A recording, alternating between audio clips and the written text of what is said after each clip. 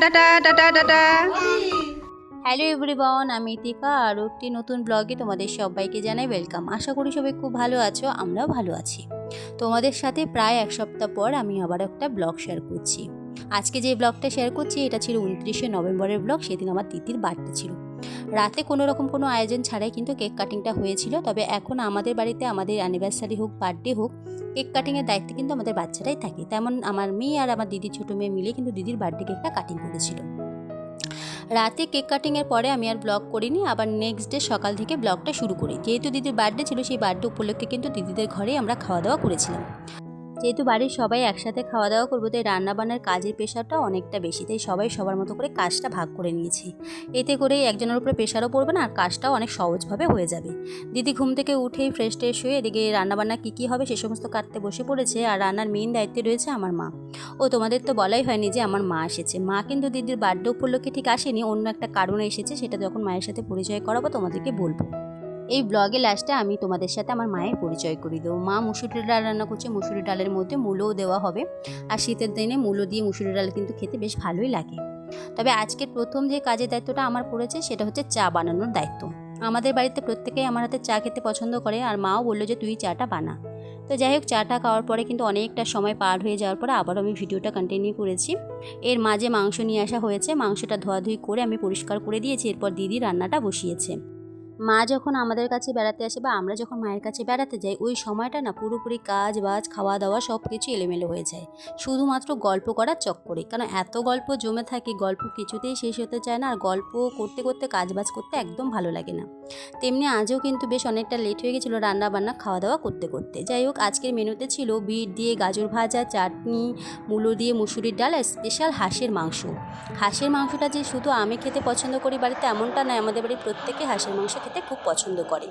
আর fried rice biryani তো অনুষ্ঠান মানেই হয়, তবে হাঁসের মাংসটা শীতকালে যেহেতু ভালো লাগে, তাই আজকে আর বিরিয়ানি ফ্রায়েড রাইস না করে আমরা ভালো হাঁসের মাংসটাই করা যাক দিদির বার্থডে উপলক্ষে।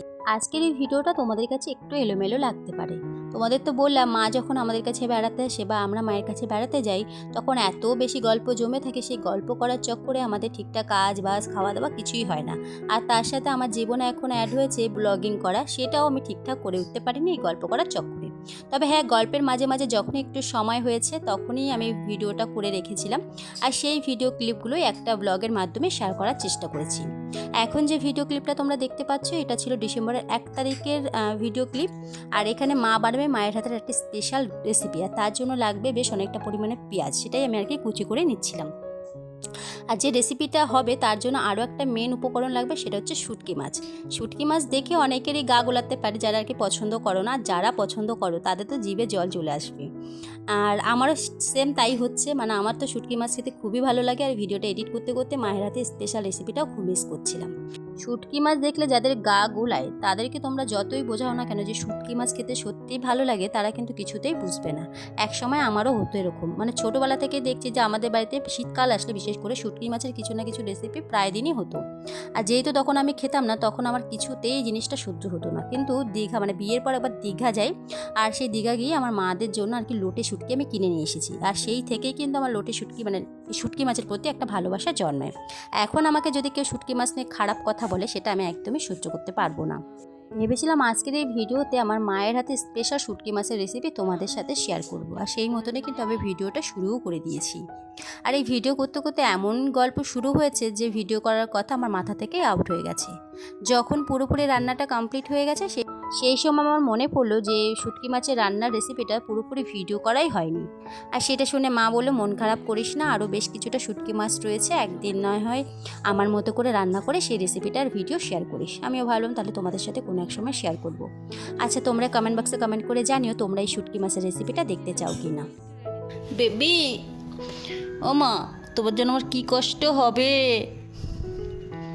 ওরে বাবা রে, চোখে ঘুম। তাড়াতাড়ি ওঠো, দিদন চলে যাবে। তাড়াতাড়ি উঠে রেডি টেডি হও, দুধ টুট খেয়ে নাও। শীত করে বলে না? এখন আমাদের বাড়িতে মায়ের আসার কোনো প্ল্যানিং ছিল না, যেহেতু আমাদের ওই বাড়িতে কাজ রয়েছে। আসার কারণ হচ্ছে আমার দিদির ছোটো মেয়ে। আমার দিদির ছোটো মেয়ে প্রথমবার ওর বাবা মাকে ছাড়া আমাদের সঙ্গে করে দুর্গাপুজোর সময় দিদুন বাড়িতে বেড়াতে যায়। আর সেই সময় ওর বাড়িতে গিয়ে খুব ভালো লেগে যায়, আর কিছুতেই আসবে না, একরকম ওকে জোর করেই আমরা বাড়িতে নিয়ে আসি। বাড়িতে আসার পর থেকেই কিন্তু ও কিছুদিন পর পরই কান্নাকাটি বায়না শুরু করে দেয় দিদুন বাড়িতে বেড়াতে যাবে। মাঝে দুদিন তো এত বেশি রাত্রেবেলায় ঘুম থেকে উঠে কান্নাকাটি শুরু করেছে যে মা বলল ঠিক আছে তাহলে আমি একদিন সময় করে নেয় ওকে গিয়ে নিয়ে আসবো। তো মা শোনার পরে তো আমাদের এক রিলেটিভের বিয়েতে এসেছিলো, সেখান থেকে আর কি দিদির মেয়েকে নিতেই এসেছে, আর আজকে আর কি ওকে নিয়ে যাবে। আর এই যে দেখছো শাড়ি পরে রয়েছে যিনি, ওটাই হচ্ছে আমার মা। তো মা এখন বাড়িতে চলে যাচ্ছে। আমার তো বেশ মনটা খারাপ হচ্ছে, কিছু করার নেই, এখন যেতে পারবো না যেহেতু মেয়ের স্কুল চলছে। তবে আমাদের ছোট পুস্কো বেরিয়ে আসুক, আর দিদি যাচ্ছে আর কি শিয়ালদা পর্যন্ত মা আর দিদি ছোটো মেয়েকে এগিয়ে দিয়ে আসতে। দেখো ও যে যাচ্ছে বেড়াতে, ওর কিন্তু একটুকু দুঃখ হচ্ছে না কারোর জন্য, বেশ মজায় রয়েছে। যাক ও বেরিয়ে আসুক, আর আমি আমার ব্লগটা এখানেই এন্ড করছি। আবার তোমাদের সাথে নতুন গল্প হবে, টাটা।